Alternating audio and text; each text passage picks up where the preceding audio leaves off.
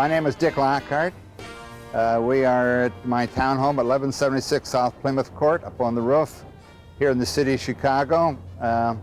This area is reclaimed railroad trackage. Tracks are long gone, but the railroad station, you can still vaguely make it out in the back, is still there, still called the Dearborn Street Station. It's now home to some offices and restaurants and so forth. I've lived in this area, this townhome, since 1986. When I first came to Chicago in '46, I lived not very far away from here at the YMCA Hotel on South Wabash. So, taken many, many years, I'm right back in the same neighborhood, so to speak, but it's a different neighborhood entirely. Now, if you wish, let's go see the rest of the townhome. We're on the third floor, actually the fourth floor, the third floor of the unit itself, but we're going to go down the stairs here. And what you'll see all through my apartment here is a lot of books. I have an addiction for books, and you'll see them all over. I've also collected different kinds of things, political buttons from all past elections. We have coasters from around the world, mostly from Europe, but places that I've been, and I try to collect some kind of memento of it. Now, this big poster here of Berlin was liberated, shall we say, by myself from the railroad station Berlin some years back. What we're coming into here is what I call the World War II corner. I was a veteran. I am a veteran of World War II and survivor of the Battle of the Bulge.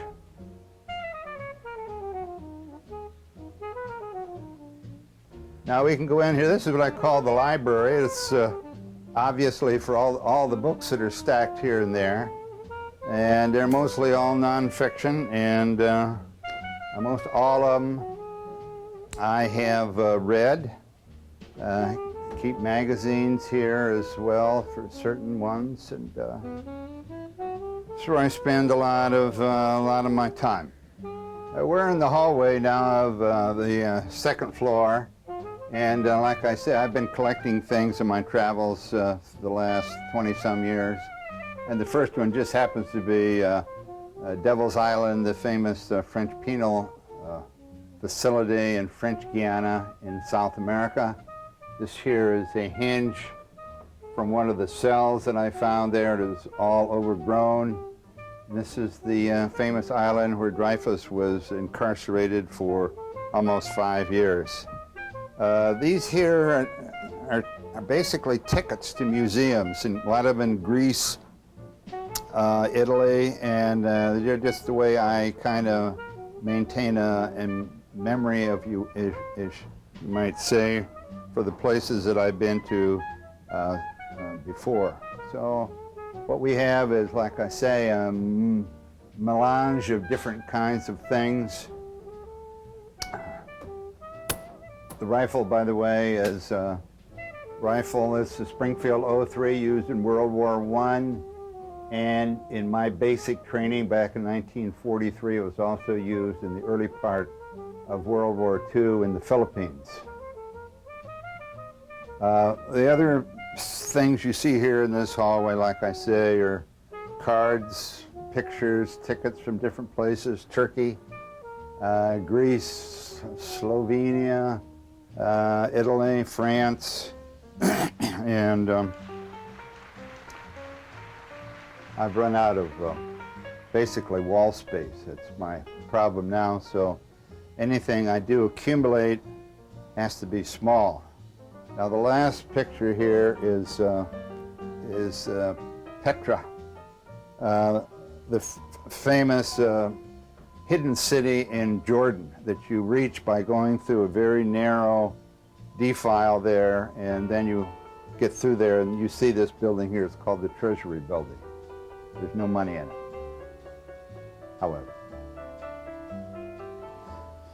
And we can go down the stairs now. Here again, this is a poster from Egypt, St. Catherine's Greek Orthodox monastery, which is in the Sinai Desert.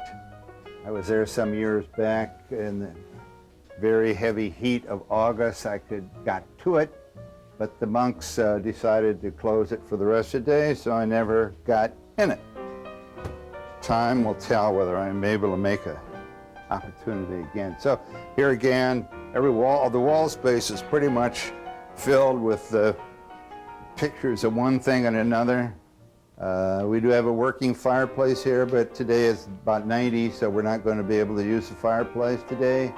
But here again is full of odds and ends that I've collected of various historical interests, at least historical interests to me. And I don't know whether you can pick up some of the details. This is just as an example. This is a cup celebrating the 60 years of rule by Queen Victoria. So this is 1897, a little more than 100 years old. And this is a victory cup. You'll see it was done in 1919 following the end of World War I.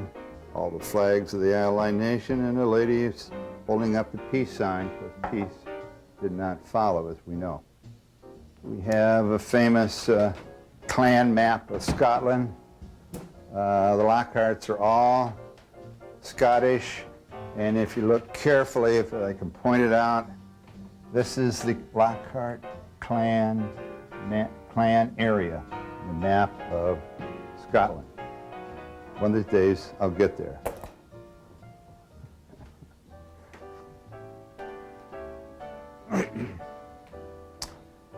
And this is an interesting old picture. This is something I found in our 22 presidents. The last one is Grover Cleveland, which was even before my time. But it's an unusual kind of picture, engraving, I guess.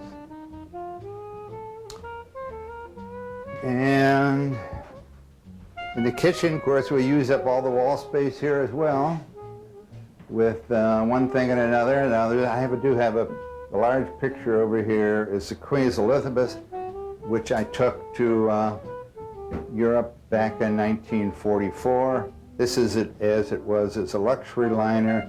This is another picture of it here as a troop carrier. Carried about 18,000 men, very crowded, as you might guess.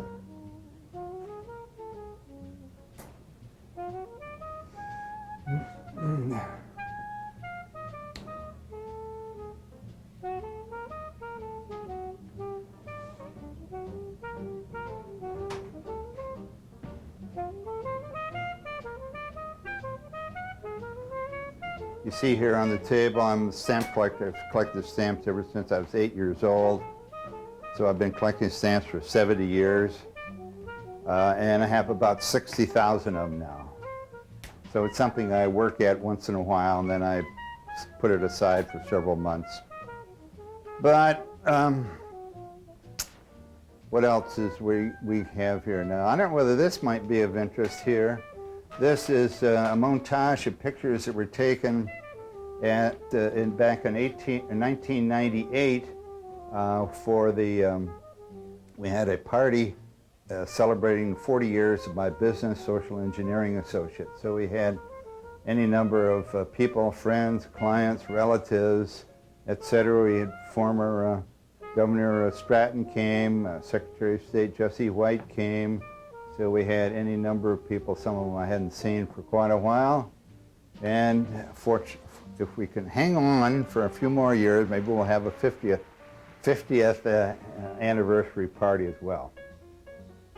That's a French Foreign Legion hat that I found in a, not in the French, I did not belong to the French Foreign Legion, I'll make that clear, but it's something that I found in a flea market, I guess it was, in California some years ago. Everybody comes to my house know that I have a long and a strong interest in history. And so what I have done is to try to create my own history, at least insofar as World War II is concerned. And so what I've done through the years is I've collected odds and ends and put them in this loose leaf notebook, which gets fatter all the time. And what it does, well, here's a picture of me, age 20, was taken at Camp Miles Standish, which is a camp outside Boston. And that was our last place in the United States before we went overseas. The picture was taken a day before leaving for overseas. What do you know, I got an honorable discharge. There's pictures of my company, Anti-Tank Company, 423rd Regiment, 106th Infantry Division, taken at Camp Atterbury, Indiana, which is the last training place we were in.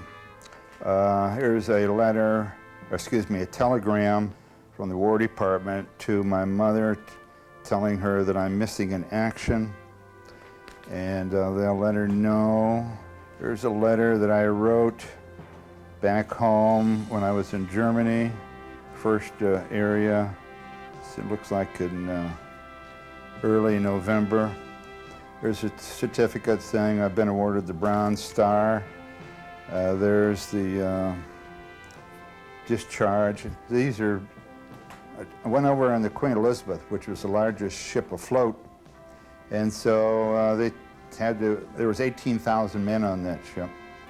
So we all had specialists packed full of men. And this is a picture that I found as a troop ship. Pictures of St. Vith, Belgium, which was the division headquarters. There's some pictures taken in the woods during the winter of 1944 and 45. Some of the trenches or foxholes are still visible. Became a prisoner late in the day on the 19th of December, and together with some other prisoners put on a train after marching a couple days and sleeping out in the open fields. They put us on trains, and we were in boxcars for 4 days and 4 nights. Packed so tightly that nobody could all sit down at the same time, so we had to take turns. No food, no toilet facilities, no water. And so after 4 days, we got off in a town called Bad Orb. Bad Orb is probably 40, 50 miles east of Frankfurt, Germany. And there we walked up and entered the gates of Stalag 9B. Stalag 9B was a primitive camp just for privates and private first class, holding mostly Russians, Serbians, French. We were the first Americans that were there. And one of the things that they did early in the game, they asked all the Americans to identify which ones were Jewish, and those people who indicated that they were Jewish were separated from the rest of us, put in a separate barracks, and then later shipped out with some other GIs, non-Jews, and were sent to a work camp in Berga. And many of those people, I happen to know from history that I've collected after that, of course, did not survive that experience. My son and I went back to Bad Orb in December of '88, and some of the buildings are kind of beaten up, but some of them are still there. It is now a children's camp. There's a package, a cover anyway, of a package of Marlboro cigarettes. I didn't smoke, but I had money. With the money, I bought a package of cigarettes from a dealer inside the camp, and I traded 1 cigarette a day for half the meager soup ration of another GI who was so addicted to nicotine that he had to have a cigarette, and he was prepared to give up, like I say, half of his meager food ration for a cigarette. So at least I got 20 days of a little extra food. There's some stories in here about the atrocities that happened at Bad Orb, Stalag 9B, and some pictures of places. When I came back in May of 1945, I found that my parents had moved from Indiana to Ohio. My mother felt that I was probably dead and she didn't want to stay in the house anymore. So she moved to Ohio, and when I came back from Europe, it took a while to find them, but because they weren't at the usual place when I knocked at the door. But in any case, I was still in the Army, that's for sure, because the war with Japan was still going on. And after I was sent 2 weeks for relocation, shall we say, in Miami Beach. Then after that, sent to the parachute school in Fort Benning, Georgia. And I was there then, of course, when the war was ended. I was sent back from Fort Benning, Georgia to Camp Atterbury, Indiana, and was discharged there on the 12th of December, almost 1 year to the day since the beginning of the Battle of the Bulge itself. So what I have here is a lot of letters from people, some of them members of Congress, legislators, also GIs who saw my article has been printed various places and wrote back, and a lot of them are appreciative of the fact that somebody remembered and somebody had made an effort to keep some kind of a permanent record. And so that's what I have done here.